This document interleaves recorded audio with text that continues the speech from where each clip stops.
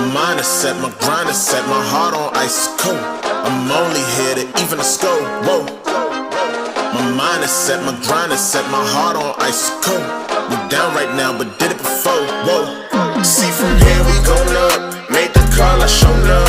Now the game is sewn up. Say my name is blown up. We up. Hey, how you doing, folks? Chris Harris here. Another episode of BuzzFeed Sports Podcast, presented to you by 810 Studios. 810 Studios. Be sure to swing by, check them out. Check out their Facebook page. Check out all the great content. Give them a like, share, follow. Today's episode, man, we're gonna be running down local sports football talk, talking about the results from Week 6, getting y'all ready for these Week 7 games. Got the whole crew with us today. Magic, he's missing right now. I'm sure he'll join us a little bit later. But we got Big B, Brandon Ward, we got BB, Brandon Blackwell, got Coach Andre Graham back with us today. Like I said, the whole crew. How's everyone doing this week? Disgusting. Uh-oh. Chilling, man. Chilling. JV today, but we chilling. Been a long, busy week, but hey, we all good. Football about to fire back up. Yeah. Oh yeah. First off, man, let's thoughts and prayers to everyone affected by the hurricane this past week. It really did some major damage out there in western part of the state. So definitely got those folks in our thoughts and prayers. And due to that, we got a couple games that haven't been played yet. We are recording this on a Sunday, so y'all be hearing this Wednesday night. So if we're talking about a game that's being played Monday night, but we'll go ahead and get started. First off, games Friday night or Thursday night that were played. Anybody got any observations or anything that surprised you? I got one that definitely surprised me, but I'll give y'all the floor first and let y'all speak on it. Yeah, we probably talking about the same one, but it was the one that stood me on my head too. We'll go ahead and throw that one out there and let Brandon give a spiel on it. Okay. So I know everybody's got the same game on the end of their tongue, but that Trask and Wyville game was definitely not what we thought it was going to be. I will say when I pulled up the Trask, they rolled out the red carpet. I met the principal. I got some barbecue sandwiches and some sodas, and they fed me before the game. And I met the coach and met a couple of the players. And then it was off to the races. Wyville came out and just punched him in the mouth. Third play of the game, Will Fisher, 60 yards to the house, pick six. And then it was number 3 and 21 again. Show, and I do want to spotlight number 24. He showed some sparks out there as well. He's another running back behind number 21. But I do want to call out the North Carolina High School Association.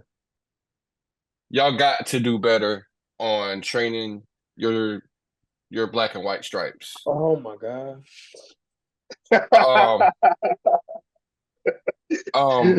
This is a serious note. These kids are out there learning. These kids are out there playing. They prepare to go to battle every Friday night, and for not to call obvious in-your-face calls and then call ghost calls that you can't even see on the opposite side of the field really, really upsets me. And it's taking the flow away from the game when you're constantly making inconsistent calls. There was a blatant 40-yard touchdown pass that could have been caught. A Wyville player was riding the back of the Trask wide receiver, and right in front of the ref's face, he looks at it, puts his head down, and then after the play is over, that was it. Like, come on now. And then they started becoming to the point where Trask was really out there. They were knocking heads. They were mad. They were hitting hard. tempers were flaring, but you can't call a flag for a hard hit. This is football. I just think training needs to be more in depth before you send your stripes out there on the field with yellow flag, with the authority of yellow flags. Just do better. That's really all I got to say about the refs part. But another quick part I want to hit on. Any college in the state of North Carolina, I challenge you to come east of 95. Every school that we talk about, I promise you, they have a player that can start on your team today. I promise you. And I know the transfer portal. I talked to a coach that we know very well that gave me some insight on this. The transfer portal, I know, messes up high school recruiting. I know y'all want to go after players that know what it's like to be in college and the schedule of college football. But I promise you, every school that we talk about on this podcast has a player that can start on your team today. I challenge y'all to get your recruiters out here, get your assistant coach, head coach, whatever, and come check out these schools we talk about on any given Friday. I promise you, one of these players will stick out to you. That's all I got to say about that. But the Trask and Waffle game, Will Fisher did his name. Trask just looked dead leg Thursday night. It's like once they got down, their heads just hung lower and lower. So and I know they prepared. Coach Chess, I talked to him before the game, and he's like, "We're ready. We're ready as we could be." So, I just think that pick six really just the whole morale of the team. Yeah, it just killed the whole morale of the team. Man, I'm a ride with you on it, B. We talked about it a couple weeks ago. It's not fair to come out here. These kids work their butt off all summer long, all week before each game, and to come out here and have games decided by referees. And listen, like, we need the refs. I'm thankful for y'all. Like, don't get me wrong, but we talked about it a couple weeks ago, and we just asked for some consistency. And that's where we're at. We just need some consistency. The coaches need consistency. The kids need consistency. That's the way they're going to learn and understand the style of play. It can't be some games this is okay and some games it's not okay. Like, we all got to be on the same page, or how does anybody coach up their kids, their team correctly? Like, you can't, because you never know what's going to be expected from them. You never know what call is going to be called. Like, we can only control what we can control, and it shouldn't be a factor that referees have a decision in the game in which way it goes. I've got huddle tape on my phone right now. You clearly see referees sitting there looking at things going wrong, pull their flag out their belt, holding it in the air, but then the other team cross in for a touchdown and tuck their flag back. Like, you got the outcome you wanted, so the flag wasn't needed no more. Like, I don't understand that. We were in a situation at Lakewood. We ended up being up by 2 touchdowns. We get the ball very first offensive possession that we had after going up by 2 touchdowns. We ended up being 1st and 40 before we could even get a play. The referee throwing the flags was behind the defense's line deep in the field. Not the line refs. The line refs were not the one throwing flags. This man's behind the defense, chunking a flag 5 times in a row, put us 1st and 40. The very next offensive possession, the exact same thing happened. The game-winning touchdown won that game is the video that you can see referee standing there with a flag in his hand, tuck it back in his waist when the man crossed in for a touchdown. Like, that ain't the stuff we should be seeing and experiencing. These kids shouldn't have to deal with that. Like, they're out there giving everything they got. Zebra should not be a deciding factor in a game. And it should not be. I'm not saying that the refs would have changed the game of this Trask and Waffle game by any means, but I know Trask should have had at least 21 points on the board. That flags played a big part in them not getting those touchdowns. So and I'm not up here shaming nobody. I'm just saying, just let's get some consistency in the training for them guys that are out there officiating these games, and be unbiased. I don't know if you got family members or maybe I don't know. Just be more consistent with your calls, game in and game out. But and then the college is coming east of 95 and checking out these schools we talk about, man. Like I said, there's a lot of diamonds over here. Oh yeah, definitely. A lot of diamonds over here that y'all could really benefit from, and really, to me, not trying to be biased, but can be a program changer. I know 4 of them that can be right now off the top of my head that could be program changers. So that's all I got to say about that. I mean, that's my little rant for this week, and I'm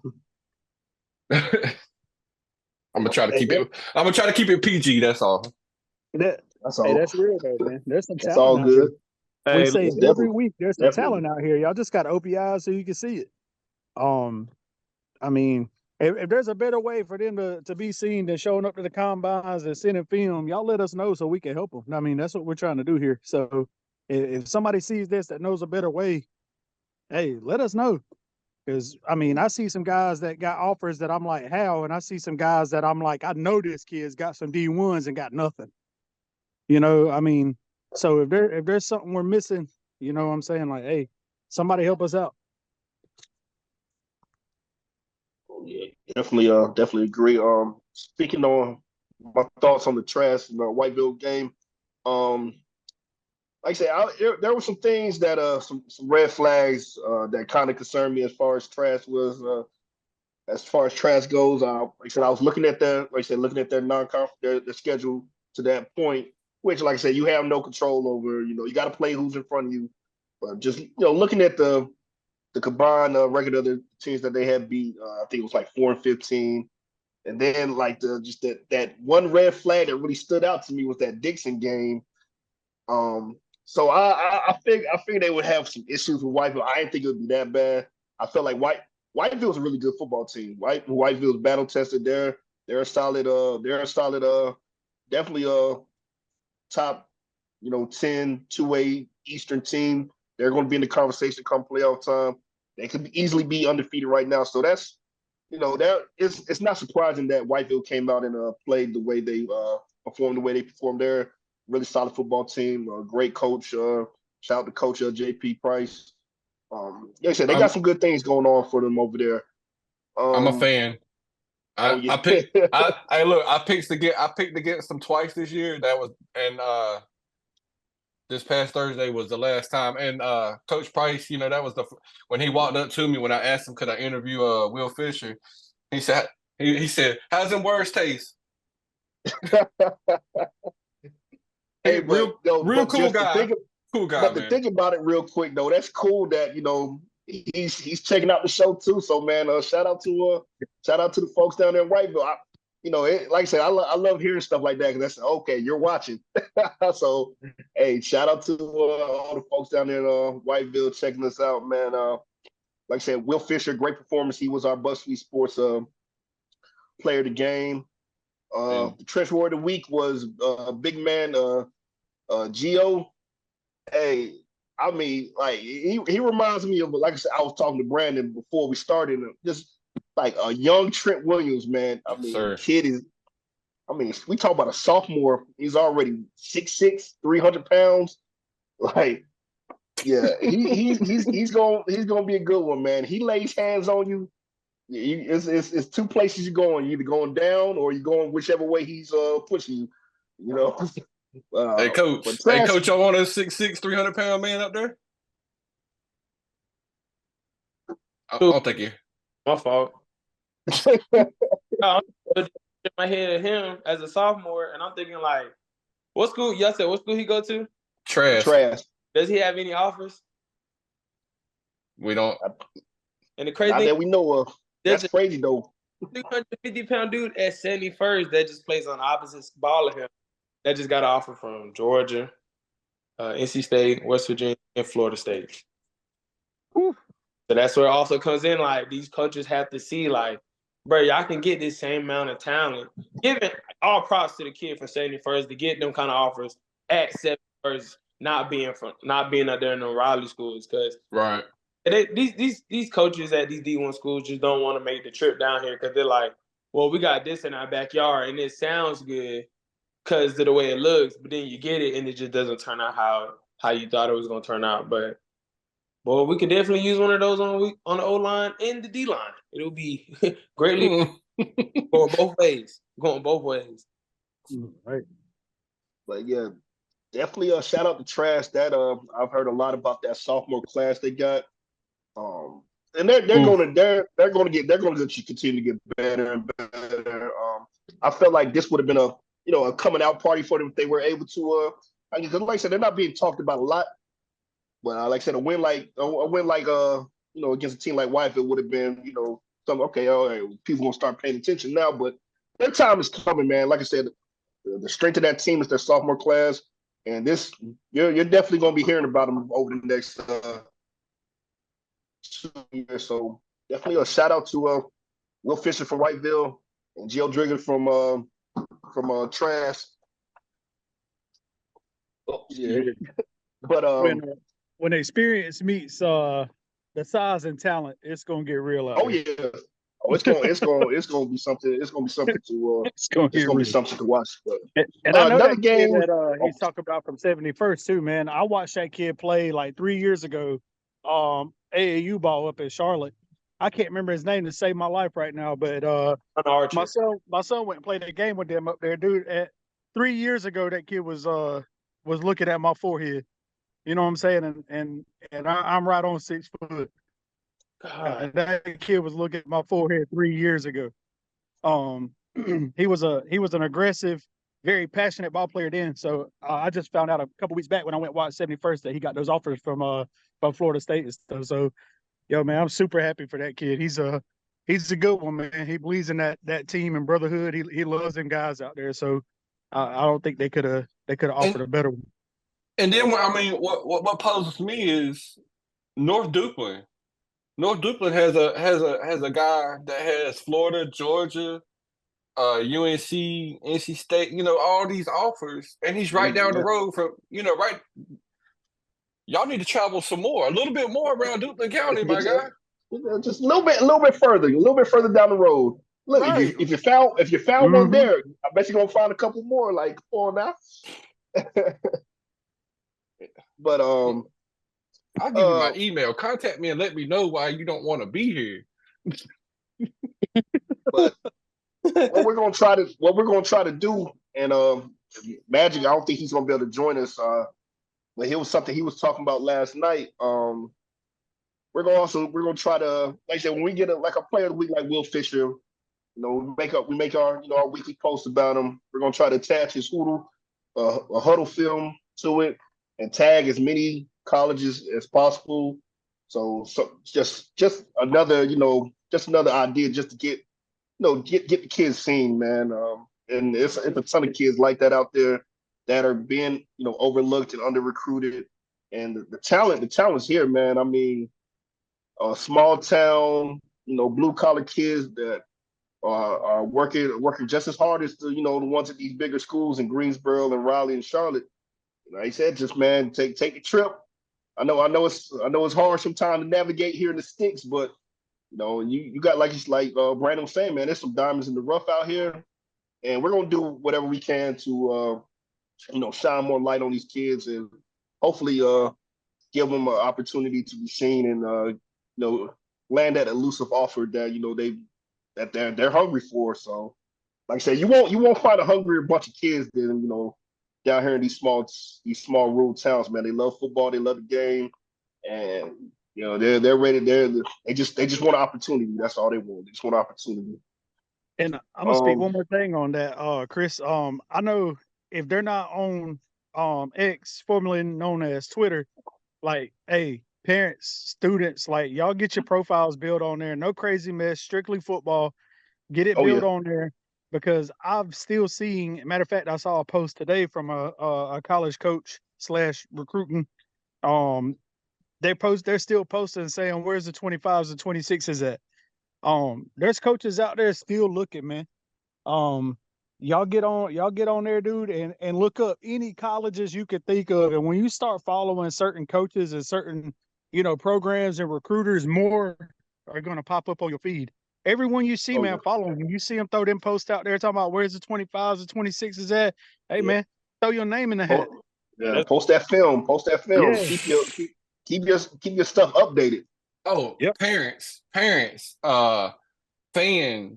all y'all that are associated to that school or even that player, be a representative for your community as well. You know what I mean? I mean, these players already have enough with school, life, and football. Help be an advocate to get them, a great education. Oh yeah. That was our BuzzFeed Sports Game of the Week. Another game I kind of wanted to touch on real quick that kind of, the result kind of surprised me. And shout out to our friends out there in beautiful East Duplin. Kinston beating East Duplin the way they did, I did not see that. I did not see that one coming, man. I figured, East Duplin's had their issues. They've been banged up, but I figured that that ground and pound would eventually, kind of take over. And I mean, Kinston jumped out on them, and I think their quarterback had a career night. I want to say I read he had over 400 yards passing. Kinston had lots of great athletes. One of them being Tyreek Copper. Got to check him out in the playoff game last year. Outstanding athlete. And it just seemed like that air raid offense was on point Thursday night, and just I said it really surprised me seeing Kinston jump on East Duplin like that, beating them 52-22. Definitely did not see that one coming. So things are getting interested in the East Central Conference there. Got James Keenan leading the way. Obviously, Wallace is picking up steam, and now Kinston's throwing their name in the hat too. So, and I would not count out East Duplin yet. Battle Holly is too good of a football coach. Like I said, they've been banged up, man. They get healthy. They get healthy at the right time. That's a team that I would not want to see, first round of playoffs. So definitely keeping an eye on things out there. But that was just one that kind of surprised me. If no one has anything else to say, I'll kind of run through the results from this past week that we had so far. Wallace beat South Lenore 82-0. Like I said, we just talked about Kinston beating East Duplin 52-22. Southeast Raleigh beat Fuquay Varina 15-6 to remain undefeated. Talked about the Whiteville beating Trash 54-0. Southern Durham beat JF Webb 40-8. Western Guilford bounced back, winning 43-20 over Southwest Guilford. And the rest of our games, we got some games from Monday nights. Got Clinton and Princeton. That's going to be Monday night at 7. East Bladen versus East Columbus. That's going to be Monday night at 7. And Lakewood versus North Johnston is going to be Monday night at 8. Brandon, is it 6 or 7? Because I saw it twice. Did with different times. Is it 6 or is it 7? Okay, so they originally told us 6, so we made a post for 6, and then the Sampson Independent posted at 6:30. Then somebody else posted at 7. So get there at 5:45 and we'll see what happens. Get there at 5:45. Damn. Let me say we'll see if we can get some clarification, and I'll post it on the page tonight. Hopefully get a solid answer. But that's so some games still yet to be played Monday night. But like I said, we didn't really get to talk about it last week because we were kind of rushing a little bit. But Brandon, if you want to talk a little bit about that Lakewood versus North Johnston matchup we're going to see tomorrow night, because we kind of skipped over, we kind of rushed through it last week.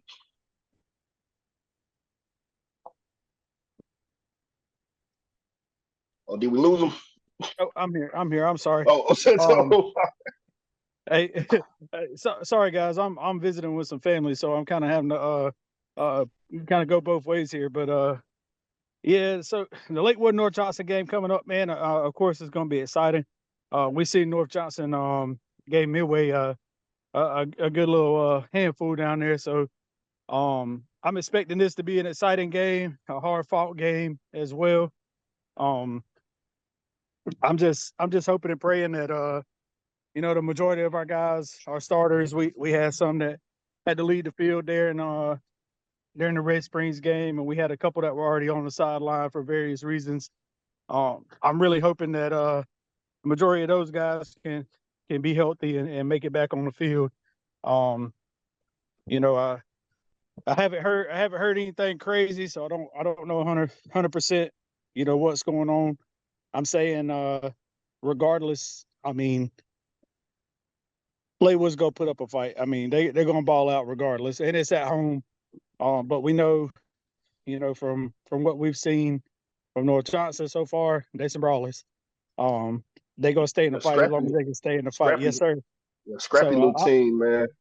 Yeah, hey, listen, everybody already played. I'm gonna go ahead and let y'all know everybody's already played their games. So Monday night is the only high school football game in the county. All right. So y'all come on out and see what we're talking about. Definitely. I mean, just come out, show them some love. You've been wanting to come by and see Lakewood, show them some love, whatever. Hey, be there. We the only game Monday night. Y'all ain't got no excuse except you too tired from work. And guess what? We'll let you sit in the bleachers. So come on. Definitely. By the way, let me add, for that game, if y'all do decide to come, we are doing a drive for the Western North Carolina hurricane victims. So if y'all come, man, please bring something out, whether it be water or any kind of supply. There ain't nothing too small, nothing too big. When you ain't got nothing, people appreciate anything, and a lot of those people they lost everything they had. So we're doing a big drive for that. We partnered up with Salemburg Baptist Church here in Salemburg. So when y'all come out, man, drop something off to send up there for the relief efforts on Western North Carolina. It'll be sent out on Tuesday via the church and Coast Guard. So they'll be taking the first load out on Tuesday. We're going to keep this drive going as long as we can. I also want to say thank you to all the other Sampson County schools. That's Clinton, Millway, Hopton, Union. Everybody's joined in on this drive. So this Friday coming up, all the schools will be running drives as well. Y'all can drop supplies off at your respected schools if y'all decide not to come check us out on Monday. So Friday is an opportunity too for y'all to get involved to help our neighbors. I'll thank y'all in advance. Man, shout out to Lakewood, Coach Holt, and all y'all for coming up with something like that, and that's awesome.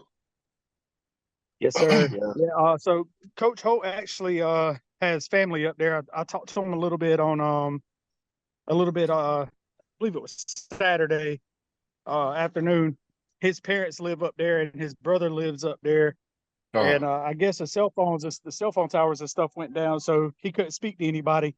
And he had just found out right before I talked to him on Saturday that his brother made it to his parents and got them out of the situation they were in.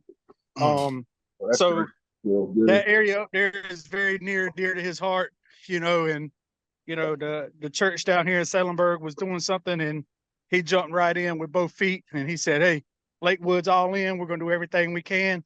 And next thing I know, I hear from him Friday evening, and he said, "Hey, I spoke to the other football programs in Sampson County. Everybody's jumping in, both feet with us. Like, we're going to do this thing." So big shout out, to Coach Holt in Salemburg Baptist Church. But, for everybody to make a real community effort like that. All of our football programs in Sampson County, all of our high school programs said, "Hey, we're in, we got you, whatever we can do."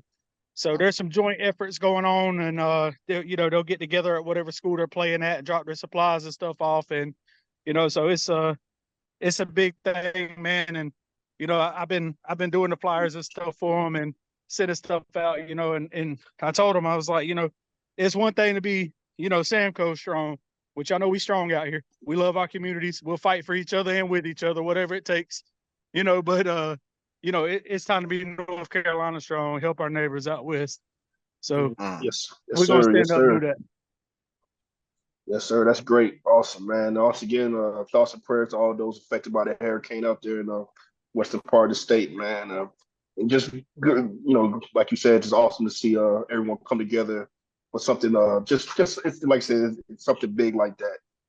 So Moving forward, we're gonna kind of get into these week 7 games. Great slate of games coming up this coming week. Starting off with our teams on the bye.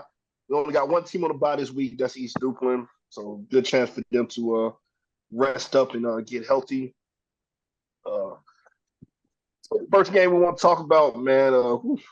It's getting tough for the boys out there in Deep Run, North Carolina, man. South Lenore has to travel to take on James Keenan. James Keenan hitting on all cylinders. The secret's out. Everyone's talking about the Tigers now, man. And after giving up 82 to Wallace last Thursday, I don't see it getting any better this week, man. So give me James Keenan by however much they want, man. Mercy rule, JK. JK's putting up 3 sacks a game, at least 2 interceptions. I mean, yeah, 3 sacks a game, 3 interceptions, 3 interceptions a game, 315 total. You got to talk about Hassan real quick, man. Shout out to my guy Hassan, bro. He's averaging right at 17, 18, Chris, 17, 18, something like that. If you round up, he's got like 74 tackles in 5 games. God, like the boy is a menace. That's what you call UNC Pembroke, Campbell, Liberty, Coastal Carolina, JMU, ECU, all these schools. Charlotte, App State. Like y'all tell me y'all can't use that. Come on, man. The man HBCUs. the size of a prototypical. He's got the size of a prototypical linebacker, and the man, a tackling machine, man. 12.5 tackles for loss. Oh my God. Yes. Hey, the boy's a problem, man. Shout out to that James Keenan team. The entire team, man. I'm calling out the HBCUs too, man.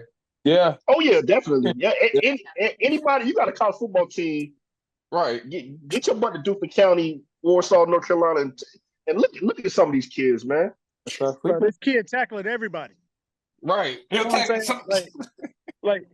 take the ball, give it to you so he can tackle you. You understand me? Hey, look, it's something different. It's something different going on in Warsaw right now, man. You got parents.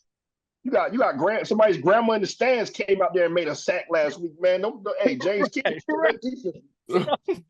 I'm telling you, defense is something serious, boy. I'm telling you, and if it's a bigger buy-in for some of you colleges, you know what I'm saying? Y'all start pulling people from JK, which there's some out there that really deserve it. Y'all pulling a fan base, a very loyal, blue-blooded football fan base as well, man. Very boisterous fan base. Packed every Friday. Packed every Friday. Yes. So I mean, it's a win-win, man. It's a win-win. I mean, the athlete and his abilities, and then the fan base you go pull with it. Like, come on, man. Somebody do something. We got about 3 or 4 of them out there for sure need to go. Coach Grady, man, shout out to him and all his coaching staff, because it's just the way they got them boys together, man. Shout out to the coaching staff and Coach Grady. Outstanding. Yeah, JK for the sweep, probably. Yeah, I'm about to say, is it safe to say everyone's picking James Keenan? Oh, sure. All right, cool. Swing the next game. Battle over there in Robeson County. You got Red Springs taking on Fairmont. Getting into that SAC 6 conference play. Red Springs is struggled, but they said they played some bigger schools. They played up. I feel like this is their week right here, man. I feel like they're going to get the win, starting that conference play out the right way. So give me Red Springs over Fairmont. I got Red. I'm gonna talk on this one because Lakewood. Oh, my bad. Go ahead. Go. Oh no, I was saying I got Red Springs. That should be an easy win. That should be a very easy win for them. Yeah, I'm gonna go with Red Springs too, and I'm basing that off the information I have. We went up against Fairmont in the Jamboree. We just faced Red Springs the other week. Listen, man, like the kids got some things going on, for sure. But the team's starting to come together. They got some athletes out there. They're not no huge frame boys. They're not no giant team or nothing like that. They got some smaller guys out there. But I'm telling you right now, when they go to move the ball, they're moving the ball. And I'm just going to speak from what I saw when I saw Fairmont. I saw a lot of laziness out there. People only wanting to play their side of the ball, playing within 10 yards of where they lined up, and that was about it. I'm telling you right now, y'all play that game against Red Springs, and those boys are gonna have record nights, and y'all gonna be there to witness it. Like I'm telling you now, if they play like they played in the Jamboree, it's gonna be a Red Spring party. I'm just gonna tell you that. I'm gonna pick you. So I'm gonna piggyback off that right there. Red Springs does have the athletes, and they can move the ball. They're averaging 345 total yards a game. They just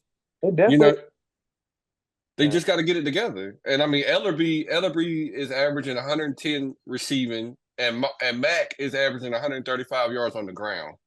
They just got to put the game together completely.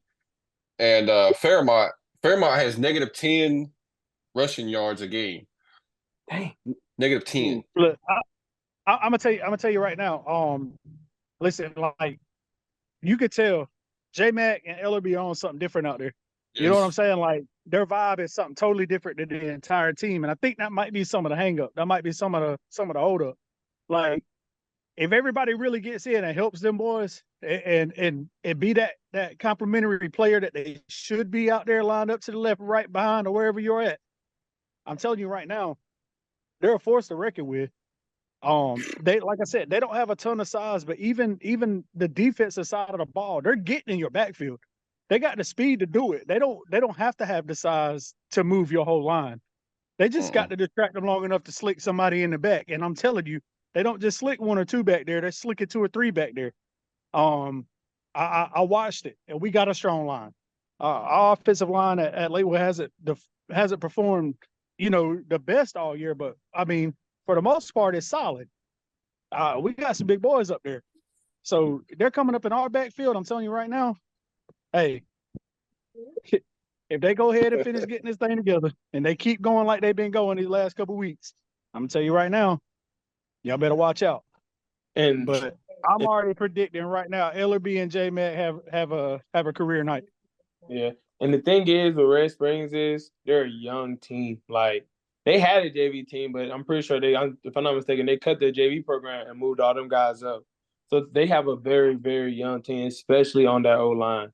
Very young guys. So That's dangerous. I give it to because they got a young quarterback, they got some young receivers, they got TJ for another year, they got two sophomores by the names of Nate Norton and Jordan Norton, a receiver and safety, and then a DN and tight end / fullback that they just gotta get a year, get all the the ruffles out. TJ being the leader of that group, him and J Mac being the only two that played varsity football. A lot of them kids were all JV kids last year, or JV kids supposed to be JV kids this year. So they're young group, But once they put it together, because at the end of the day, they still was running the ball efficiently on us. And we got a senior-led group. And they were still throwing the ball, giving TJ, he was doing his thing. And like I said, with them having a young offensive group, there's going to be penalties that negate big plays. So, like I told y'all before, TJ almost had like 200 in the first half if it wasn't for these penalties that their O-line is getting. So, they're a young group, but once they put it together, they're going to put it together. Hey, and I appreciate that, because that's one thing I was trying to figure out. Somebody out there on the sideline that works at the school had told me they were having that it was some disciplinary stuff or whatever. They didn't want to listen. They didn't want to follow direction. When they being a young team, that makes a little more sense. Right. And that was one of the things that I noticed with them. They didn't handle pressure well. When they were up on us, like that was the happiest group of young men you ever seen on the football field. I mean, they're out there hopping around, bumping each other. They cheering each other on. They talking. The minute we took the lead, man, it was getting crazy out there on the field. And I was like, yo, what a switch. Like, it was like instantly the pressure just took over, man. And they got really, really chippy and aggressive, not only toward our guys, but toward each other. And I was like, hey, man, like I see what's going on. But I'm telling you, I know Coach saw what we saw. I know he's working on it. And like you said, if they're a group of young guys, they probably didn't feel like a group of young guys after our game because I know Coach got on them, boy, because he was heated over there on that sideline. And I know some of you guys know that coach, and I ain't heard nothing but good about him. So I know he's whipping them into shape as we speak. So Oh yeah. Fairmont, y'all Mm. strap your boots on. Help Yeah, strap your boots on. Shout out to Coach Tim Ray over there at Red Springs, man. I feel like definitely this is gonna be their weekend. Shout out TJ Ellerby, man. Another kid that like some of these schools y'all need to be checking them out, man. I believe he's in the top as far as receiving yardage goes, and he's only a junior. Yeah. Hey, coach. Oh, so he's got another yeah. Yo, definitely check him out. And like I said, Kelson Mack, like I said, they got some great athletes, man. Like I said, they played up some bigger schools, young team. They're going to continue to grow and get better and learn how to handle that pressure, man. Especially when you're learning how to deal with defeats and learning how to deal with losses, learning how to deal with being down in football game. Moving on, man. Got Wallace Rose Hill taking on North Lenoir. I think it's another Wallace runaway, man. They had a lot of success in Lenoir County last week. I don't think it changes this week, man. Give me a Wallace Rose Hill for the win. Give me Wallace and probably more likely a blowout. Yeah. Wallace. I'm a work with Wallace on this one too, of course. That's another impressive group of young men on a football field. Another one of them schools that these colleges really need to be looking at because they could definitely pick a few. So yeah, Wallace, yeah. Wallace scorching. Yeah, Wallace was sweet, but let me give a little quick. Oh, go ahead, Brandon. That's another thing. Y'all North Carolina schools let Irvin Brown out of y'all's grasp. This man is going 4 states over north. Yeah, that's crazy. Y'all let this man go out of state, man. Shame on y'all. Shame on y'all. I mean, you would think they would pay attention to what's coming out of there, man. You had Javante. You saw what Javante did at UNC. You got Kanye Roberts out there at App State. You see what he's doing. Yep. Don't you want that same pedigree of running back? Like, come on now, man. Hey, start sleeping. Much as big as our rivalry is with Wallace, I got a lot of respect for that football program and the players that have come out of that football program, and they produce some really, really good running backs. So if you're needing a running back, you might want to take the drive down there to Teachie and Wallace and give them a check out, man. They got a couple other kids that are right there with Irvin Brown. The kid Lamb, Aiden Carr. So they got some kids down there, man. Y'all definitely if you're a scout, you need a running back. They got 2 linemen. They got 2 linemen too. Christian they got some big boys, man. Yeah, but definitely, check out Wallace, man. And I want to say, man, though I don't feel like they're going to win this Friday, but shout out North Lenoir, man. That was a pretty big win for them last week. I did not see them. Ain't seen them beating Southwest Onslow, so that's a pretty big win for their program. Like I said, it's not been a really strong program the last couple of years, but that was a pretty solid win for them last week. But it's gonna come a little bit tougher this Friday. Where's that game at, Chris? Is that at Wallace or? That's gonna be at North Lenoir. Oh. Yeah, it's still Wallace by a lot. Yeah. Oh yeah. Our next game, man. I'm a little sad he can't be with us tonight. But shout out to the Midway Magic, man. Let me be the first one to say congratulations. Clinton and Midway have been playing. They first started playing each other in regular season football during the 2013 season, which surprised a lot of people. Schools being that close together, never playing in a regular season varsity football game outside of, jamborees and scrimmages and stuff like that. And Clinton's won every single game. The closest game was that first game, 2013. when Clinton won 21-18. But I think it's gonna be some celebrating going on in Spivey's Corner this Friday. For the first time in school history, Midway varsity football. I feel that they're going to beat Clinton, and they said we all know this is not your typical strong Clinton team, but at the end of the day, it's still Clinton. So shout out to Midway Magic Man. Y'all got us. I think y'all got us this Friday, man. I don't think we got anything for y'all, man. Jaden's gonna do his thing, obviously. Of course. The team's getting better, but you just got to see more. We got to get more consistency, man. Got to get that confidence up.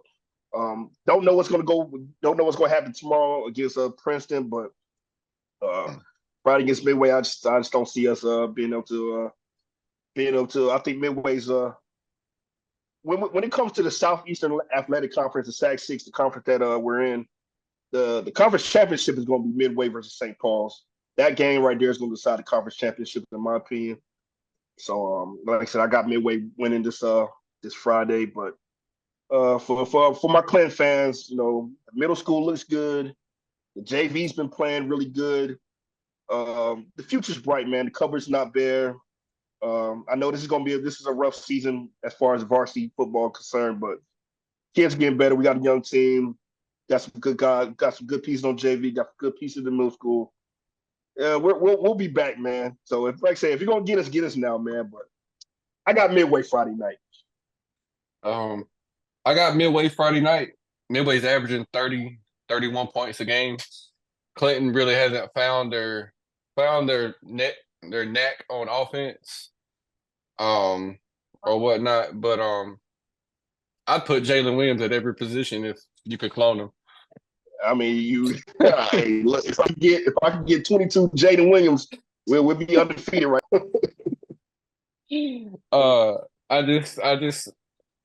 I got Clinton beating Princeton, but I don't see them beating Midway. I got Midway by 21 plus. Good God. Hey, I agree. I don't think it's gonna be pretty, right? Nothing against Clinton. All right. Well, since Magic ain't here, we got Right away. Go ahead and do it. You got to go ahead and do it. Hey, you know what I'm saying? I got to ride my boys down here at Spivey Corner. You know what I'm saying? Hey, it's that Raider way, baby. It's that Raider way all day. It's that Raider way, baby. You know what I'm saying? Got to ride with them Raiders, baby. You know they're going to take it. Hold on. Not today. Clinton Dark Horses. I'm rolling with Clinton. Ain't picking Midway on nothing else. I already told y'all. Hey, shout out to the athletes out there. Dark Horse is going to take this one. Hey, look, Jay Bird, you got to have me on this, dog. You got to have me on this. Hey, if they can't stay on their feet, they can't run the ball. You got me? Hey, nobody's standing. You got this, Jay Bird. Dark Horses, baby. Hey man, I love the Magic impression though. That was grade A right there, man. shout out to the Midway Magic, man. Unfortunately, man, he couldn't be with us tonight, man. Always the life of the party, always entertainment when we got Magic Gomez up here. Hey, you gotta love him. You gotta love him. Oh, he leaves you no choice. Oh yes, but I love that impression. That was spot on. But I had a I can't remember his name right now. What's the new dude that just took over doing the ESPN stuff? God, I can't call his name. The frat boy, Crazy Tail. He's up there on that. God, why can't I call his name right now? Is he the one on First Take, or is it the blonde haired dude, man, always acting a fool? Mad Max, or what's his name? Is he older? Nah, he was a football player. He'd be up there, the one up there dancing and miss. I don't know that. Man, he always cutting up, like acting like he for the other team. He'll be up there, like Pat McAfee. Yeah, Pat McAfee. There you go, McAfee. Yeah, I could not. Yeah, so I had to do a little Pat McAfee on y'all real quick. Switch it up on y'all.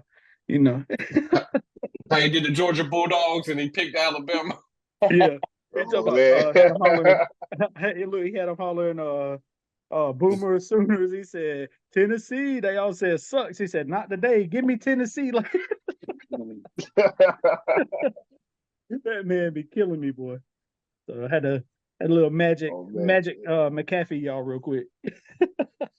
Magic. We got another name for him. Magic McCaffrey. Oh, don't McAfee. Magic McAfee. Don't swell his head up. Magic We can't call him McAfee. that. Magic McAfee. Oh man! All right. Well, you two fellas should be really invested in this next game we're gonna talk about here. Sampson County rivalry game Friday night. Believe that's Lakewood's homecoming game. We got Lakewood hosting Union. I'll let y'all go on this one, man. I'll let y'all go at it on this one. I'll go first, BB. Yes, I got something to say. I'm pulling for BB's daughter for homecoming queen. Let's go. Oh, yeah, let's go. Much love. Let's Make go. sure y'all go vote. Braylon Blackwell. Y'all got it. Vote. She gonna win homecoming queen. Hell yeah. But and the Lakewood Leopards are gonna win homecoming king that night. Oh yeah. Look, no stabs, no slights at Union. We all know where they're at. We all know what they're doing. You know what I'm saying? I just hope all them young men learn every game that they step in, every battle that they're in. I can't wait to see Union back where they belong, and they're well on their way. They just all got to take their lumps, man, and come back next year. You know what I'm saying? Yes, sir. So that's my prayer for that program. I hope those kids, like I said, they're being I would say they're being battle tested, but they're being beyond battle tested this season. And there's a lot of young guys, 15 freshmen on that squad. Like Brandon's pointed out several times, they're playing both sides of the ball, a lot of them. So just much love and respect to them, because it'd be easy for them to hang their hat up, man. And they haven't done that. They're coming out, they're fighting, they're battling. So I have nothing but respect for them. I can't wait for them to come on down. I will say I do feel bad for y'all because it's homecoming, and good and well people gonna cut up, act the fool, try to show out that they homecoming. Right. So I hate that it's homecoming that you guys is coming to the jungle, but I will welcome y'all to the jungle. And just so y'all know, that Friday night is a joint effort with Union and Lakewood and the Salemburg Baptist Church to collect supplies to send for the relief efforts in Western North Carolina. So whether you're coming for Lakewood or you're coming for Union, please bring those supplies and come out, enjoy the game, enjoy the concessions and all the entertainment in between. I have nothing to say other than that. I'll touch on something real quick if Chris and Coach don't mind. I know they got to make their picks. Like you said, you good, bro. I want to shout out to Coach Mark Oates, man, for him. I've talked to him on plenty of occasions and just see the stuff that he posts on Facebook. He is completely invested into this small country 1A program, and I challenge the whole community of the Spartans, the whole fan base, the parents, the brothers, the sisters, aunties, the uncles, everybody, past players. Just come out and give these kids a word of encouragement. I mean, nobody's asking you to be a big brother or nothing like that, but just come out there and be like, look, pick your head up. The times will change. It takes time to build from a freshman unit on up, and you're only as good as the people who raise you. That saying, it takes a village to raise somebody. The fans, the parents, everybody. That's these kids' village. And you got to build them up. Continue to come out there and cheer for them, not just sit in the stands and talk about what happened this week. And shout out to Precious Farms for picking us back up and sponsoring us as well. That was huge for our school. They picked us back up and now they're sponsoring us again. And like I said, Mark Oates is doing a bunch of great things out there at Union, and I can't wait, for this summer because that's when the work really begins. Mm-hmm. Oh yeah. I just want to add one thing. Oh yeah, I see it. Braylon Blackwell, It's, homecoming queen. Y'all I get your see it. votes in. Braylon's gonna win. I had to plug that real quick. Hey, that's what I'm talking about right there, man. Show it off right there. Where is it? Make sure y'all like we're faithful. Make sure y'all go out there and y'all vote. For my pick, man, I'm gonna go with Lakewood. Like I said, like everyone else said, man, we know where Union's at right now. But like just to piggyback off of what Brandon was saying, man, shout out to Coach Mark Oates, the stand-up guy, stand-up individual.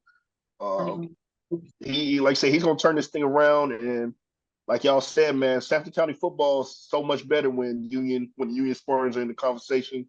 So for those young men, just continue to keep your head up, man. Keep on, keep on grinding it out. I know it's tough taking loss after loss, but just try to find the positives. Try to keep on stay together, man. Like I said, 15 freshmen on varsity, that experience, and it's going to pay dividends eventually. Like I said, you're taking your lumps now, but sophomore year, junior year, you're going to be the ones handing them out. So just continue, just stay together, man. The leaders on that team try to keep everybody motivated, keep everybody positive, and like I said, even if it just comes down to like, all right, we're going to win this quarter or we're going to win this half. Just continue to find something to continue to grind and stay together, man. Like Brandon said, man, come to hell, not even starting in the summertime, man. As soon as the season ends and those winter workouts, spring ball, just be ready to get into it, man. And like I said, man, Mark Oates, great. Listen to your coach, man, because like I said, just reading some of the stuff he's posted and just some of the stuff he said, it's a lot of wisdom there, man. He's got a lot of experience. They're in good hands, man. That whole entire program's in good hands. So shout out to the whole Union Spark community. And like I said, it's gonna get better, man. It's gonna get better. Coach, if you want to go ahead and make your pick. Got Lakewood. I love the Union. I love the Union. Lakewood for the sweep. All right. Next game, man, we got Western Guilford taking on Juggernaut and Grimsley. For this game, man, as much as like I said, I got a lot of respect for what they're doing out there in Western Guilford, man. They really starting to, and Coach Anthony Timmons and his entire staff are really starting to turn that thing around. You can see the difference. Unfortunately, man, this week, man, they're just going up against, like I said, man, a juggernaut. Grimsley is one of the most talented football programs in the state of North Carolina, regardless of classification. Big-time quarterback, some big-time athletes on that team, man. It's just too much. It's going to be too much for West Guilford, man. But I want to see West Guilford put up a good fight, but I got Grimsley in that one. I also got Grimsley. An underrated piece on Grimsley is their D-line and that running back. I mean, I know a lot of eyes go on to the quarterback being committed to Tennessee, but that running back is the truth. I think his name Mitchell Summers is the truth.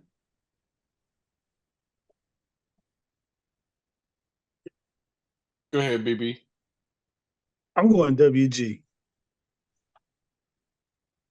Look, man. Go ahead. Look, Brandon told me. I mean, yeah, Brandon told me not to pick against that coach because he'd be hit by him, and I didn't want to be. So I'm not abandoning but no, man. On a real note, I'm gonna pick them in hopes for an upset, man. I've rocked the one time I didn't rock with them. They showed me otherwise, and I've been rocking with them since. They ain't let me down. I know what Grimsley brings to the table. That name is more like Grizzly. It's a little intimidating when you say it, and so I get that, I understand that, but I'm gonna roll with them for the upset. We're gonna cross our fingers on it. When I watched this quarterback here in North Carolina, and shout out to him, working his butt off to get these offers, and he picked where he went. Me being a Florida Gator, I could never pick a team that had anything associated with Tennessee Volunteers. Tennessee. Rocky Top, all y'all, the Smokey the Dog, your dingy orange colored field. Hey, what the dog do, man? The dog is a mutt. I've been with Dub G since the beginning of the season. It's a big rivalry game. Western Guilford and Grimsley is a rivalry game. So I'm going with Dub G. They're gonna upset this big time volunteer because he volunteered to go to a garbage school. But I'm going with Dub G. But shout out to the quarterback, Fiazon Brandon. All your hard work you did, young man. You deserve it. I'm just picking a little bit on Tennessee. I'm a Gator. You understand? Hey, it's all fun and games, but Charles Orange is kind of dingy, though. It is dingy. Just saying. I'm weak. I gotta talk about. Oh man, so we split on that one there between Western Guilford and Grimsley. Next game, East Bladen Eagles taking on the Pender Patriots. Tough game, man. Pender's coming off a tough loss, lost a tough one to South Columbus. I think this is gonna be a get right week for the Pender Patriots, man. I'm gonna get Pender. I feel like it's gonna be. I feel like it could be a good game. Though. I feel like it's gonna be a competitive game, but I'm gonna go with Pender on that one. Oh, I didn't see that score this past week. South Columbus. Let me pull it up real quick, man. Yeah, South Columbus beat Pender. Pull it up real quick. What was the score? Yeah, I need to know the score there. Give me 1 second, man. I got you. And where's this Pender East Bladen game at? Is East Bladen home or Pender home? All right, so South Columbus beat Pender 21. They beat Pender 21-16. Oh, dang, bad. East Bladen has the pieces with Kewan Maynard and number 5. The defense is solid at times. And the game. I'm sorry, man. The game's in Elizabethtown, man. So it's at East Bladen. Oh, it's at East Bladen. This was a hard one to pick, man. I feel like it's gonna be a good game, man. It's gonna be a good game because East Bladen fans remind me of JK fans. They show up and show out. It's packed. Mm-hmm. I'll tell you right now, man. From playing there, that's a tough place to win a football game, man. Elizabethtown, that's a tough place to win a football game. But everything closed at like 8:00 out there, so there ain't nothing else to do when it's Friday night football game. No.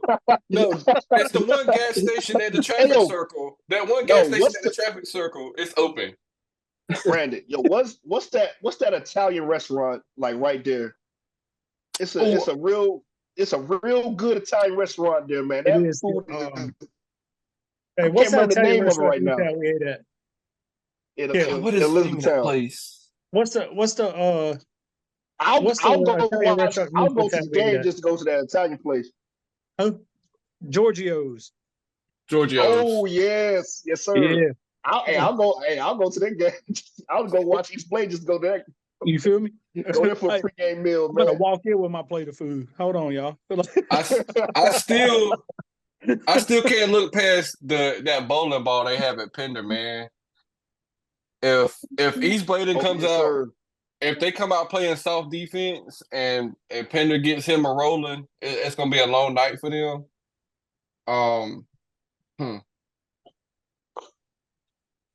I don't know how to pick this. I'm gonna go with my cousin over there in East Bladen. Man, you gotta flip a coin on that one.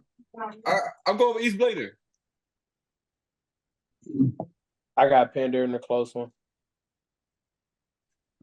I'm gonna go East Bladen if Giorgio feeds them.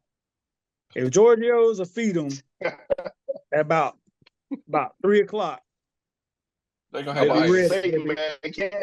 Can't be too early, man, because they mess around and get that itis, man, be sluggish. Yeah, you ain't lying. So, but yeah, I'm gonna go with EB on this. Yeah. Cool. Split on East Blaine and Pender. Next game, man. Sampson County, back in Sampson County, man. We got Hopton taking on Rosewood. I feel like this could be another pretty good, pretty solid football game, man. I'm gonna go with the Hopton Wildcats. I'm gonna be a homer, man. Sampson County. I'm gonna go with the Wildcats to get the W this week. Get back to 500. Yeah, I'm gonna roll with the Wildcats as well. It's like every game they've played, man, they've gritted it out either in a win or they just come up short. But I think Rosewood is one of those teams that they could just, get back right with, and Hopton wins by 14. I got Rosewood. Whoa. Yeah. That's a tough one for me because I know Rosewood can be a little gritty. And I know that it seemed like Hopton has struggled with that a little bit, with the chippiness and the grittiness and the smack that can be talked on that football field. We saw that when they played against Midway. That was a big struggle. But at the same time, I'm kind of feeling the Wildcats because of course they're right up the street, and that's the home team, I guess you could say. But they have grown with each game. They have started showing some promise. Daggone.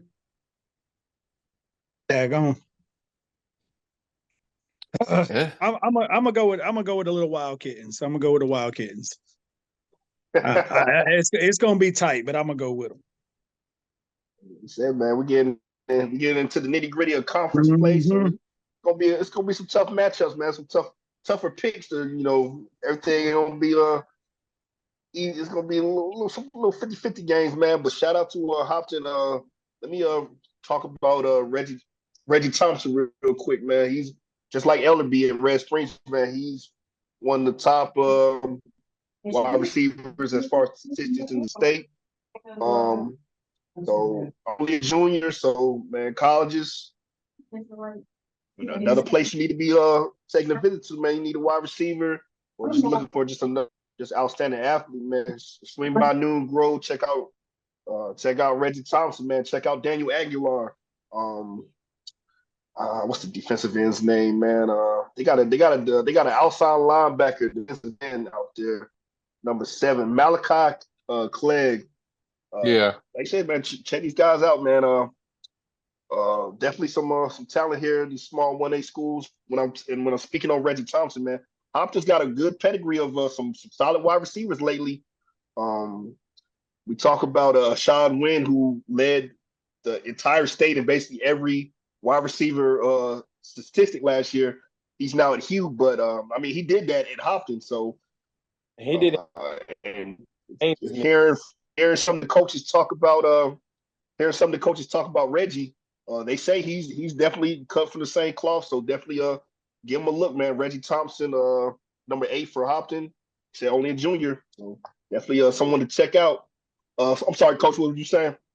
I was saying about the receiver from Hopton. He did that in a lot less games, not even including playoffs, than a lot of them other receivers. Like he was leading all the way up until almost the state championship game. Oh yes. Yeah, they say Reggie's built that same type of built the same way, man. So definitely a kid that flying under the radar that some schools need to really be checking out. So shout out to Hopton. Next game. And shout out to Coach Anthony Goodman, man. Really good guy, man. Always giving us some great info, some great insights. One of the defensive back coaches out there at Hopton. Next game, JF Webb versus Lewisburg. Me and Brandon were talking about a little bit about Webb before we started recording tonight, man. Just been a tough season. I know Coach Gainey was really excited about that group in the preseason. Coming off a 5-5 season, they had a lot of guys returning. It was basically their best season in almost a decade, and they felt like they were really going to build off of that. So it's got to be pretty tough on him and those kids out there. Just things just haven't fallen in place for him this season. And unfortunately, I don't know if it gets any. I don't know if it gets any better. Any better Friday night, man. This I'm probably gonna have to go with Lewisburg, man, in a close game. I just something's not connecting, with them. They lost a couple close games, and I don't know if just the confidence has gone down or whatnot, but it just hasn't been there for Webb this season. This is gonna be a closer game than we expect. I know Lewisburg is 3-3 and JF Webb is 0-6. But they moved the ball. They just can't finish drives. They're still averaging right about 15 points a game. Lewisburg is only averaging 20. Their passing and rushing yards are flip flop. One is Lewisburg is averaging 180 yards rushing. JF Webb's averaging right at 150 yards passing. Webb is averaging 89 rushing, and Lewisburg 78. So it's like this flip flop on what they do. It's gonna be a close game, and I'm gonna stick with them all. I've stuck with them all year long, man. JF Webb, they're gonna get their first dub for the season. Yeah, Lewisburg.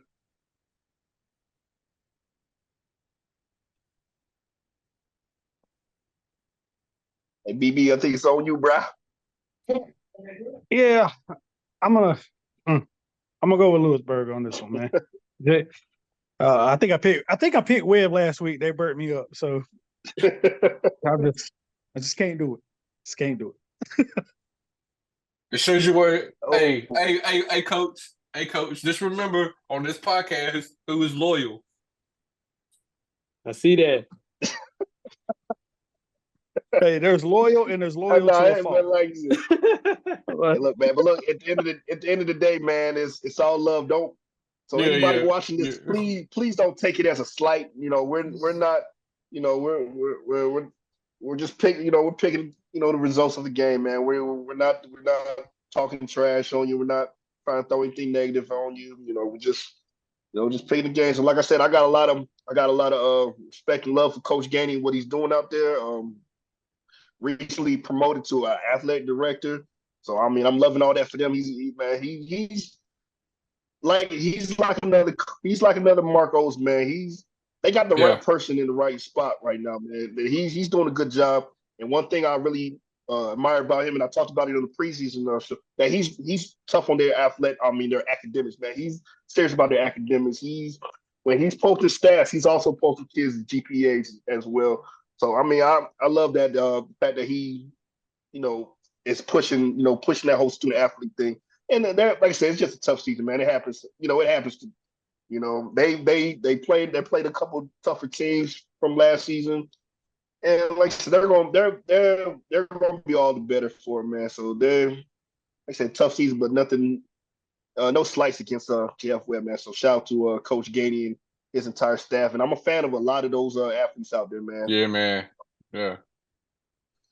There's a lot of that going around this season, man. Like schools that we thought were gonna, it's a lot, man. Not so much. You know what I'm saying? Teams that we thought weren't going to do so hot came out with a fire. Listen, man. End of the day, it's football. And, there's 22 people out there. 11 on offense, 11 on defense, and if everything ain't clicking, sometimes it ain't for you. Yeah. And sometimes it's something simple. Sometimes it's something that takes some effort to work out, and we don't know exactly what the extent of, some of these programs are. Look at Red Springs, for God's sakes. We talked about them going to be a force to reckon with this season, and it just hasn't happened. Just ain't clear. Yeah. On paper, and knowing the coaches that are on the sidelines and the athletes that we're seeing, like it makes sense that they would be, but for whatever reason, we're just not. So not a knock on nobody at all. We're gonna talk more junk and pick on each other more than we are any school or team out here. So So much Oh love yeah. to all of y'all. Much respect, Coach Gainey. Moving on, we got Marlboro County taking on Aner. I know for Marlboro County, man, those kids got to be itching to play because they had to deal for forfeit, then they had to deal for open week, so they haven't played any football 2 weeks now, and I know they're ready to get back out there and continue their season. Look like on paper should be a pretty solid game, man. Ainer's coming to this game 4-1. Their one common opponent. I know this is not always good as far as picking the game, but looking at the common opponents. Their one common opponent is Conway, who Marlboro County beat 40-16, and Aner just squeaked out a win 39-35. So that's their one common opponent. But I mean, I know what Corey Johnson and the company are bringing to the table. I know, I know those kids are hungry right now. Yeah, I am definitely not picking against them, man. Let me give me Marlboro County for the win. You already know my answer. Yeah, I'm with Marlboro until they play Dilly. Then we'll talk from there. Yo, that's gonna be a good one. Yeah, that's gonna be a good one. You ought to have my name down in Magic Marker already. So. Oh yeah, we already know, man. We already know, man. We already got you. And y'all messed up. And y'all messed up. Let them boys take a week off. Yeah, Coach was talking about them getting healthy, man. They were a little banged up, so that's pretty good, man. They got 2 weeks to really get healthy. Hopefully, just like I said, you can only play, man, 2 weeks. You're hoping for no don't come out sleepwalking, no rust or anything like that. But I'm pretty, like I said, I know Corey Johnson, man. I know Dennis McFadden. I know the boys out there. They're gonna have them kids ready to play. So yeah, he got them itching. Marlboro County for the sweep in that one. I'm sorry, what's up? Oh, I said he got them itching. You ain't got to worry about that. He got them boys itching. They about to clock them in on Monday morning. That brings us to our Buck Sweet Sports game of the week. Going outside the area a little bit, man, but was going to be a great. I think has all the makings to be a great game. 2 undefeated teams going at it. Southeast Raleigh Bulldogs taking on the Clayton Comets out there in Johnson County. 2 5-0 teams. Shout out to Coach Campbell out there. He's done an outstanding job with that football team coming back to the alma mater. Really putting that program on the map, man. A lot of people are starting to pay attention to what they got going on. This is a team that last year went 65, and they're already 5-0. Have been playing some really outstanding football. A lot of great athletes on that team. Great coaching staff. Like I said, shout out to Coach Campbell, his entire staff. Shout out to Sampson County native, Hopton grad, assistant coach Brandon Simmons joined us on the show earlier this season. Great guy. Like I said, I'm feeling really good about what they got going on, and I think it continues to roll this week. So I'm taking Southeast Raleigh, and what's I believe is going to be a really competitive football game. But give me Southeast Raleigh for the win. Yeah, I'm gonna piggyback off what you said. I'm definitely gonna roll with Southeast Raleigh. It is gonna be a good game. Just a couple players that I can shout out real quick. Ty Powell, number 6, quarterback, just right at 200 yards a game, 202 to be exact. Rushing yards a game, number 20, Christian Freeman. You got might well say 8 tackles a game at 7.9. But Divine, his number 0, Divine Ohiaeri. I don't want to. I'm sorry if I can't say. Don't ask me, man. Everybody already know I'm terrible with names. And then you got Keyshawn Elazier at a sack. He has a sack every game. Number 11. That's just some of the playmakers for their team. I've been watching video on them this past week. Just trying to learn some of our out of county games that's up the road and trying to get to know them a little better. this quarterback, he has all the makings to be. He's another one of them gems, them diamonds that we talk about, man. He goes through his progressions on his 3 or 5 step drops, and he takes the best target, nice precise throw. I got Southeast Raleigh winning in a close one. I also got Southeast winning in a close one. I feel like they have the advantage given that their new acquired DB coach used to be the defensive coordinator there. So I feel like, it'll help out to an extent, but I got Southeast Raleigh in the close one, giving Clayton ain't no slack.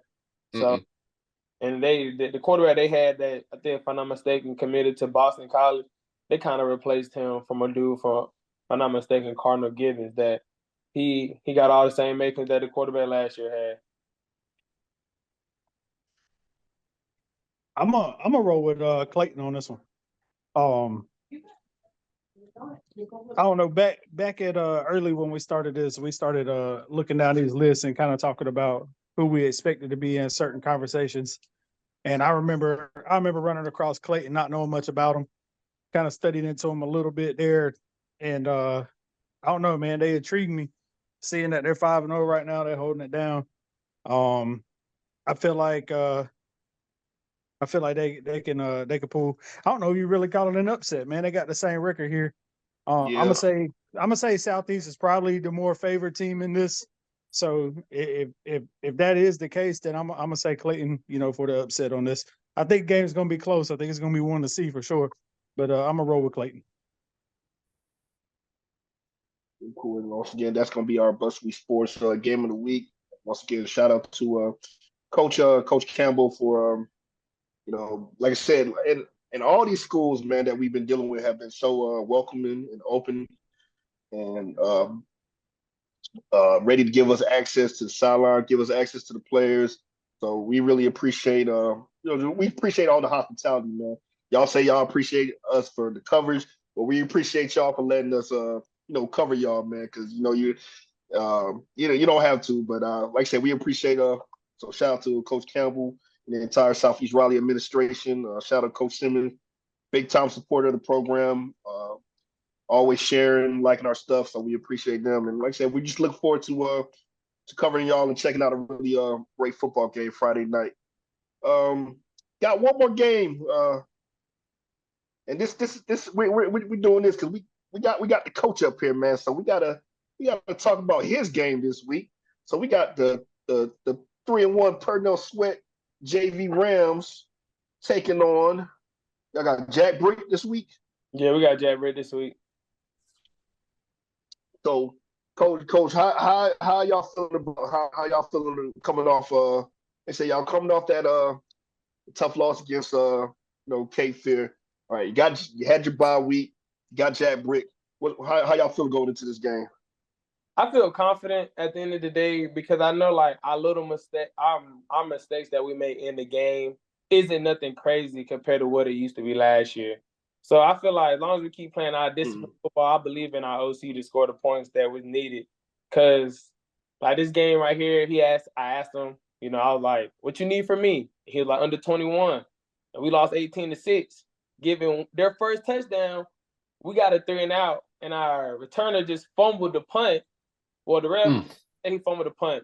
The ref called it that he touched it, but we all seen on the sideline he didn't touch it. But like that goes back to what we talked about earlier about refs. But I believe in our guys for the most part.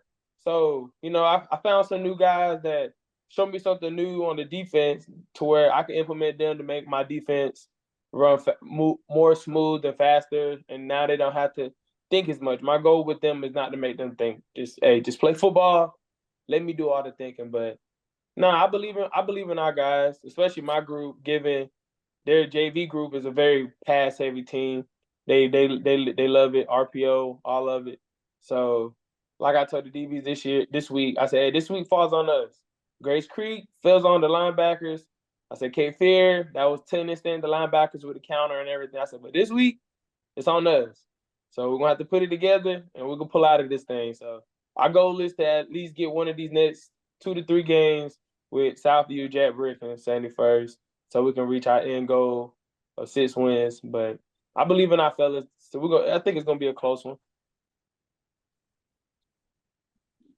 Yeah, that's the one we definitely gonna be keeping an eye on, man. So like I said, we support all our family up here, man. So we definitely gonna be room for Pernell Sweat to come away with the W. So we done ran through all our games for the week, man. So I just kind of want to open the floor to y'all if there's anything that you guys want to touch on, any subject y'all want to touch on. I mean, we can keep it with high school, go to college, pros, whatever y'all want to touch on. I know we talked a lot tonight about recruiting and the lack thereof. But just like I said, I just want to open the floor up to y'all, man. If y'all got anything y'all want to talk about. I got something real quick. I know I'm a Florida Gator college football fan, but I am a Duke Blue Devil in basketball. But shout out to them Blue Devils taking home that victory bell. I don't want to talk about that, man. Hey, look, when I said the cradle on them, baby. When I opened up the floor, it was for y'all to talk about anything other than the Duke Carolina game yesterday, because you already know my feelings on that. I know y'all trying to throw low blows and stuff. Now this has been a mostly peaceful night. Hey, look, that's why. Hey, look, see, but for the longest, I ignored the fact about you and Magic being Blue Devils fans, and I said, man, I should have pulled y'all application. I should have did a little bit more research before I should have, when I posted that I needed some co-hosts, man. I should have put in parentheses. No, real talk though. Shout out, congratulations to Duke, man. Y'all, I mean, to come back down from 20, 20, being down 20 zip. And I mean, you didn't do anything special, like I was saying. Y'all played tough defense and y'all ran the ball. Mm-hmm. Y'all didn't do anything complicated. You know what's his name? What's his name, Chris? Say his name. Say his name. I ain't saying. Look, A star is a star. Everybody know, because if you watch some of my shows that I was doing back when I was doing it solo, I spoke on the state of UNC football with Mac Brown. Look, he washed. UNC football is never going to reach that next level until they move on. Like Matt, the games passed them by, and even Matt tells y'all, he's telling y'all his intentions. Last year, we start off 7-0, 8-0, and then we dropped 3 or 4 straight. And Max telling y'all in the press conference, look, most programs be happy to win 8 games. That he's telling y'all, I'm gonna win 7, 8 games, and I'm cool with that. And I ain't worried about, that's what I'm saying. If you want to get to that next level, I want conference championships. I want New Year's 6 bowl games. I want to get to the college football playoff. Like, why we're settling for 8 games and we're just capping it at that. You know what I'm saying? Until UNC gets a serious football coach that wants more, this is what we're going to get. We always talk about a team will take the identity of your head coach. Who is Mac Brown right now at this time? Mac Brown is just a friendly old man. The old man with the friendly old man. He's happy. He's happy to be there. He's like, hey, look, I can't stand NC State, but I want a coach with that mentality. When last year, when Dave Warren was talking his trash, his team played like it. They played with that aggression. They played with that passion. Carolina Matt Brown is friendly. He speaks well about everybody, and the team plays like it. The team plays soft, and we saw that yesterday. Like I said, Duke didn't do nothing special. They ran the ball right down our throat, and we sat there and let them do it. And the whole time, Matt Brown just on the sideline, like he out there gardening or something. Like, I'm happy to be out the house right now. Yeah. That's his mentality. But, it's the same thing I was talking about last week when I was watching that college coach who was recruiting. He said, I want the kids that are hungry, not just the kids that want something to eat. You know what I'm saying? And that goes for the coaches too, man. Like you said, he just out there wants something to eat. He gonna get his 7, 8 games and he's happy. Yep, that's it. We need that's hungry. They're trying to put something on that plate every week. You know what I'm saying? Like, I mean, somebody after it, not somebody that's content with what they got. Like, and that's where we're at. I mean, that mentality goes all the way around from athletes to coaches to, I mean, even us as parents. You know what I'm saying? We got to be hungry for our kids, for the athletic programs that they're in and we're involved with. I mean, that goes for all of us, man. We all got to be hungry. Well, Billy Oh, yeah. Napier ain't. But Billy Napier at Florida, he ain't that old, but he got the same mindset as Matt. He just happy that Yeah, he like just that dude just happy to be a head coach. Now, I'm that's getting what I'm paid to saying. sit in the I don't best seat want in no. the I want house. somebody that's like you can see their passion. Like I want to say, and people can say what they want about Nick Saban, but Nick Saban was that dude, man. Nick Coach could be O. winning by 50. They could be winning by 50 points. He's And still let somebody do some mess out there on that field, and they end up not getting a first down. Nick Saban be going off, and he's up by 50. The man got national championships on top of national championships, and he still had that same type of passion on the sideline. Mac Brown won that one national championship. He did some stuff at UNC back in the 90s. He got him to a bowl game a couple years ago, and Mac he cool with that. He like, well, look, we won 8 games. Y'all should be happy with that. Bruh. Nah, man, I I would want love, that. I want that. I want that. I want that Nick Saban mentality. I don't care if we up by 50. We going. right. You gonna go out here and execute. You know what I'm Coach saying? O. Like, That Coach O. I want Billy Napier fired, and I want Coach O to come to Florida. You that's the do one that? that was at LSU, right? Yeah, go Tigers. Oh yeah. He talked like the guy from Waterboy. talk like the guy from what's Waterboy? Go I'm and, and waiting, then Mike. I'm waiting, Mike. yeah, man. But Well, Blue Devils got one, and we well, got 2 to go this well, season. thanks for that, Brandon. Man, you got me ranting on, got me all hot about all this Carolina mess, man. You're welcome. Yeah, I'm hoping this is the last season. I'm hoping this is the last season. Hoping. I'm hoping this is the last game.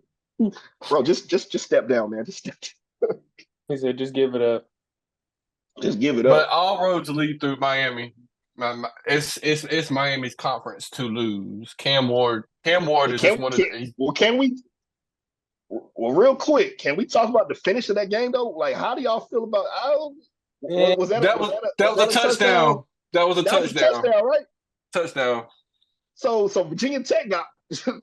But look, see, this is my thing about it. They always talk about they can't overturn something unless there's like overwhelming, clear, concise evidence. There was no evidence, and you notice they never gave an explanation. They just overturned it. So I'll be like, y'all gotta throw out that wording or change the wording in the rule book because y'all on the field are not following it. You ruled it on the field as a touchdown. So there has to be overwhelming evidence for y'all to change it. They never. The fact that y'all had to huddle for like 5 minutes to get this thing right, and then you didn't give an explanation when you overturned it. I think it's something. If I was a Virginia Tech fan, I'd be pretty. I'd be pretty hot about that, man. But hey, shout out Miami, hey, undefeated, 5-0.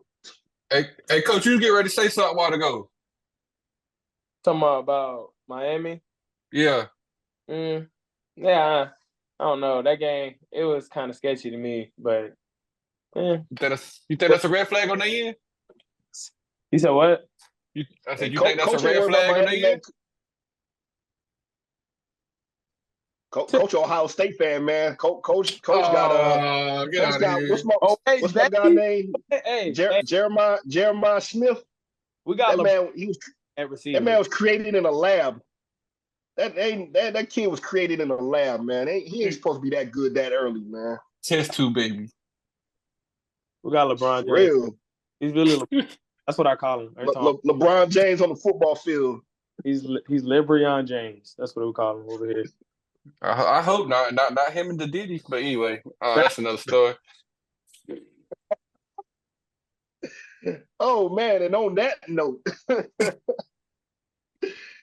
oh man, like I said, anybody got anything else to they want to speak on real quick, man, before we wrap things up?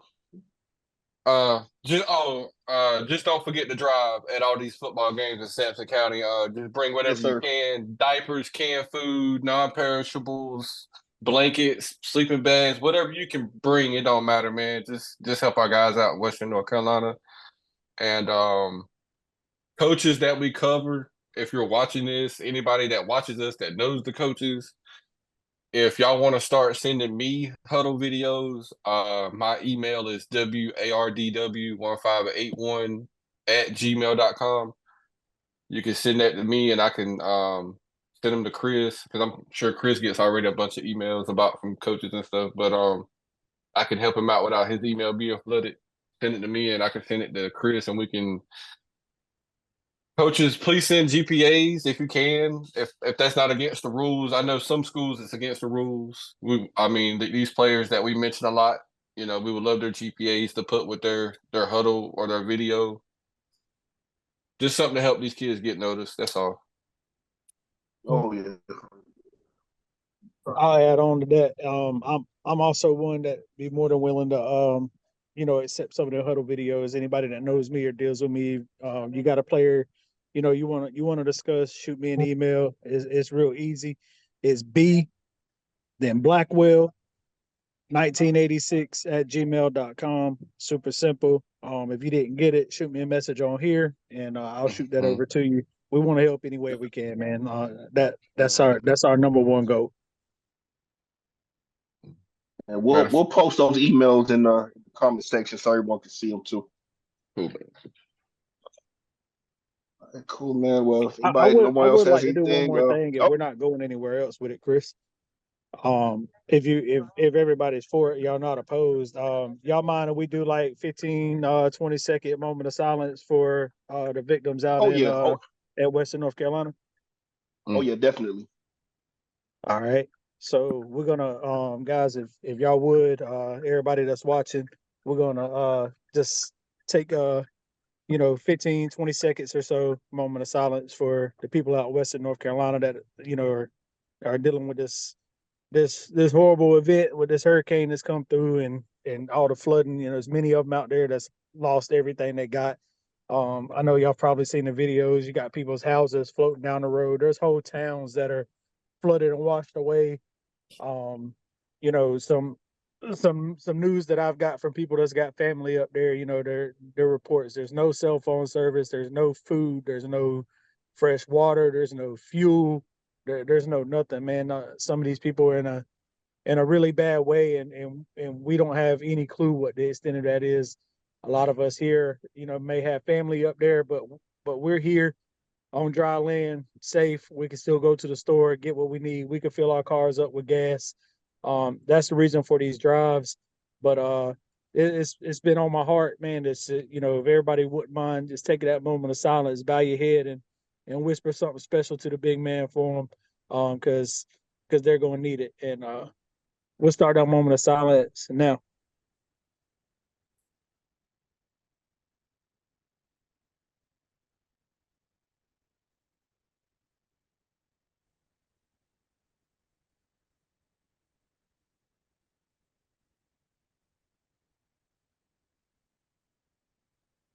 Thank y'all so much, and God bless everybody out in Western North Carolina.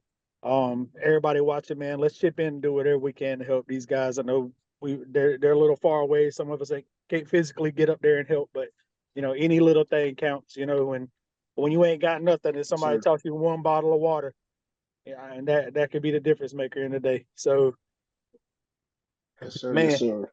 tough times out here, guys. We got to do what we can. It's time for us to show them what Samco Strong is, and we got to be strong for all of North Carolina right now. Oh yeah, definitely. Again, like I said, appreciate everyone support. Appreciate everyone tuning in, checking us out, man. Appreciate you gentlemen taking the time talk with us today, man. Once again, shout out ATIP Studios for sponsoring us. Be sure to swing by their social media pages, give them some love and support. Continue to support the Busby Sports on all our social media pages.